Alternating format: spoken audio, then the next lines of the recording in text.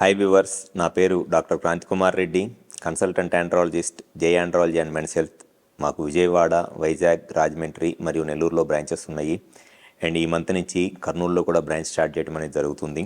ఈ వీడియోలో నేను చెప్పబోయే టాపిక్ క్రానిక్ ఎపిడెడిమో ఆర్కైటిస్ లేదా క్రానిక్ ఆర్కాలజియా అంటారు.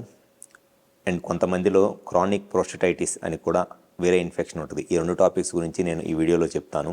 క్రానిక్ ఎపిడెడిమో ఆర్కైటిస్ లేదా క్రానిక్ ఆర్కాలజియా లేదా క్రానిక్ ఆర్కైటిస్ అంటే టెస్టిస్లో ఇన్ఫెక్షన్ వచ్చి ఆ ఇన్ఫెక్షన్ గనక ఎక్కువ రోజులు ఉండి దానివల్ల టెస్టిస్లో డిస్కంఫర్ట్ లాగా ఉంటే దాన్నే క్రానిక్ ఎపిడెడిమో ఆర్కైటిస్ లేదా క్రానిక్ ఆర్కైటిస్ అని అంటారు.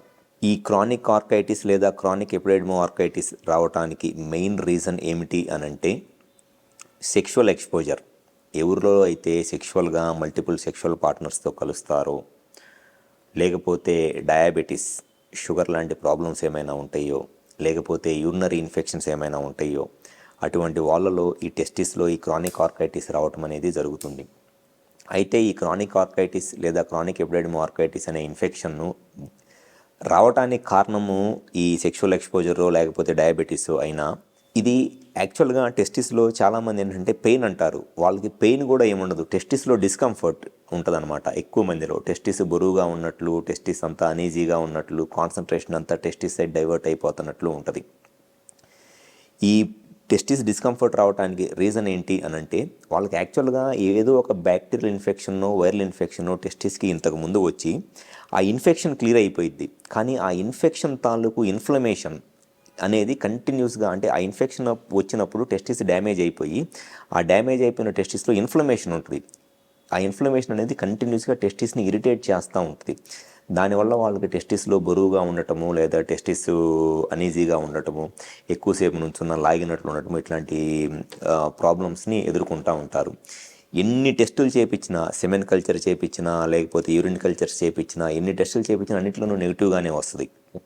ఎందుకంటే యాక్చువల్ ఇన్ఫెక్షన్ ఏమీ ఉండదు అక్కడ.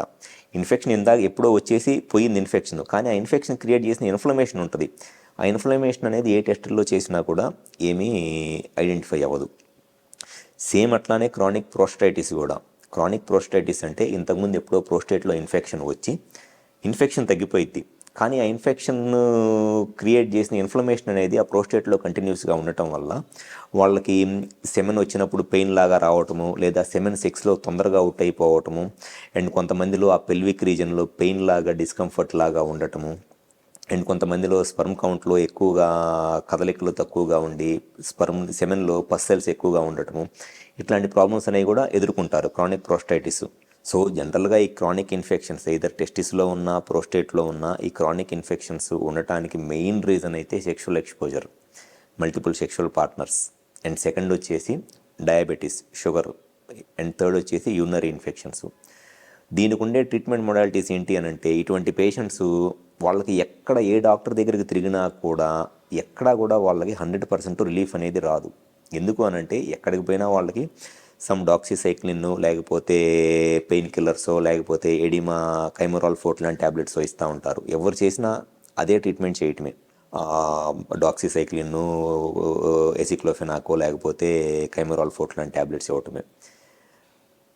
100% మాకు ఈ ప్రాబ్లంకు రిలీఫ్ కావాలి అని మీరు తిరుగుతూ ఉంటే మీరు డాక్టర్ బై డాక్టర్ చేంజ్ చేసుకుంటా పోవటమేలే, కానీ మీకు 100% ఎట్టి పరిస్థితుల్లోనూ రిలీఫ్ అయితే రాదు. ఇటువంటి పేషెంట్స్ టిపికల్గా ఎట్లా అర్థమైపోయింది అంటే, నా దగ్గరికి రాగానే బ్యాగ్ కొట్టేసుకొని వస్తారు. ఆ బ్యాగ్లో 7-8 ఫైల్స్ ఉంటాయి. అంటే ఆల్రెడీ 8 డాక్టర్ల దగ్గర చూపించుకుని ఉంటారు. నేను 8వ డాక్టర్ని. నేను వాళ్ళకి రాగానే చెప్తా, వాళ్ళు ఎవరూ చేయలేని అద్భుతం నేనేమీ చేయలేను. నీకున్న ప్రాబ్లమ్ని నువ్వు దాన్ని జస్ట్ ఇగ్నోర్ చేసి ఉండటమే, అంతేగాని దానికోసం నాకు ఎట్టి పరిస్థితుల్లో క్యూర్ అవ్వాలి అని చెప్పి బ్యాగులు వేసుకొని తిరగటం వల్ల ఆ బ్యాగ్లో ఫైల్స్ ఎక్కువ అవుతాయి, తిరిగేదానికి డబ్బులు అవుతాయి, టైం వేస్ట్ అయితే తప్పితే ఆ ప్రాబ్లంకి క్యూర్ అయితే మట్టికి 100% క్యూర్ అయితే మట్టికి దొరకదు.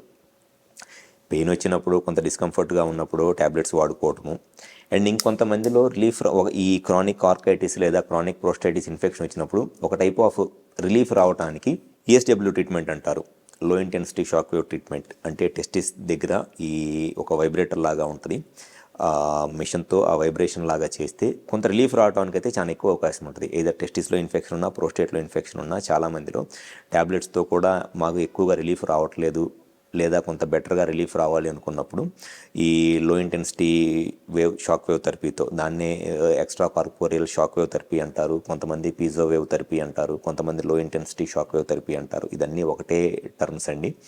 ఆ ట్రీట్మెంట్ చేయించుకోవటం వల్ల కొంత బెటర్గా రిలీఫ్ రావడానికి ట్యాబ్లెట్స్ కన్నా అవకాశం ఉంటుంది. సో ఎవరైతే ఈ టెస్టిస్లో ఈ పెయిన్ లాగా, డిస్కంఫర్ట్ లాగా, బరువుగా ఉండి, టెస్టిస్లో అనీజీగా ఉండి కాన్సన్ట్రేట్ చేయలేకపోతున్నారో పని మీద, మీరు కనుక ఈ ప్రాబ్లమ్స్కి బెటర్గా రిలీఫ్ కావాలి అని అనుకుంటే ట్యాబ్లెట్స్తో అయితే ఓకే. ట్యాబ్లెట్స్తో కాలేదు అని అంటే నెక్స్ట్ లైన్ ఆఫ్ సొల్యూషన్ ఏంటి అని అంటే ఈ లో intensity shock wave therapy. 100% relief కావాలంటే మట్టికి గ్యారంటీగా నేను చెప్తున్నా కదా, నేను కాదు ఎవ్వరు కూడా మీకు 100% దాన్ని ట్రీట్మెంట్ చేయలేరు. మీకు దానికి నేను 100% ట్రీట్మెంట్ చేస్తానని చెప్పి మీకు ఎవరైనా చెబితే ఖచ్చితంగా మీకు అబద్ధం చెప్పినట్టే, మిమ్మల్ని మోసం చేసినట్టే. ఆ మాట నేను చెప్తున్నా కూడా నేను మిమ్మల్ని అబద్ధం చెప్పినట్టే, మిమ్మల్ని మోసం చేస్తున్నట్టే. నేను ముందే చెప్తున్నా, దానికి మీకు రిలీఫ్ వస్తుందిలే కానీ 100% క్యూర్ అయితే మట్టికి దొరకదు. సో మీకు బెటర్గా రిలీఫ్ రావాలి, ఈ లో ఇంటెన్సిటీ షాక్ వేవ్ థెరపీతో ఇంకా బెటర్గా ఏమన్నా రిలీఫ్ వచ్చింది అని అనుకుంటే ఒకసారి ఏదర్ విజయవాడ, వైజాగ్, రాజమండ్రి, నెల్లూరులో మాకు బ్రాంచెస్ ఉన్నాయి. ఒకసారి డైరెక్ట్గా వచ్చి హాస్పిటల్లో కలవండి. గ్యారంటీగా మీకు ఆ లో ఇంటెన్సిటీ షాక్ వేవ్ థెరపీ లేదా పీజో వేవ్ థెరపీ లాంటిది ఏదన్నా అవసరమైతే అది మా దగ్గర చేస్తాము. డెఫినెట్గా ట్యాబ్లెట్స్ కానీ కొంచెం బెటర్ రిలీఫ్ అయితే వస్తుంది, కానీ 100% సొల్యూషన్ అయితే బట్టి మీకు ఎక్కడా దొరకదు. Thank you.